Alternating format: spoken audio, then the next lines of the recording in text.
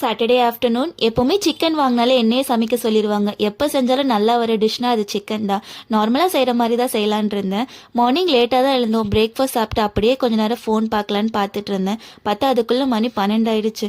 இன்னும் கொஞ்ச நேரம் ஃபோன் பார்க்கலான்னு பார்த்தோன்னா லஞ்ச் டைமே வந்துடும் சொல்லிட்டு லஞ்ச் செய்கிறதுக்கு எல்லாத்தையும் ரெடி பண்ணிட்டு இருந்தேன். நான் எப்போவுமே எல்லாத்தையும் எடுத்து வச்சுட்டு அப்புறம் தான் குக் பண்ண ஸ்டார்ட் பண்ணுவேன். பார்த்தா இன்னைக்கு கிச்சனில் நிற்கவே முடியல, அவ்வளோ ஸ்வெட் ஆகுது. மார்னிங்கே செஞ்சு வச்சுருந்துருக்கலாமேன்னு யோசிச்சுட்டு இருந்தேன். திடீர்னு கிளைமேட் நல்லா க்ளவுடியாக இருக்குது. திடீர்னு ரொம்ப வெயில் அடிக்குது.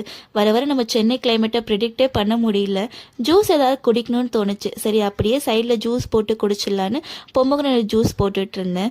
இந்த ஜூஸுக்குன்னு எனக்கு ஒரு ஸ்டோரி இருக்குது. ஃபர்ஸ்ட் டைம் அம்மா நீ இந்த ஜூஸ் போட்டு வச்சிரு அப்படின்னு சொல்லும்போது அவங்கக்கிட்ட பந்தவா சரி நான் எனக்கு தெரியும் அப்படின்னு சொல்லிட்டு யூடியூப்பில் போய் செக் பண்ணிட்டு இருந்தேன் இந்த ஜூஸ் எப்படி போடுறதுன்னு.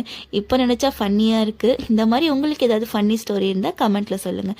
சேனல் சப்ஸ்கிரைப் பண்ணாதவங்களா மறக்காமல் சப்ஸ்கிரைப் பண்ணி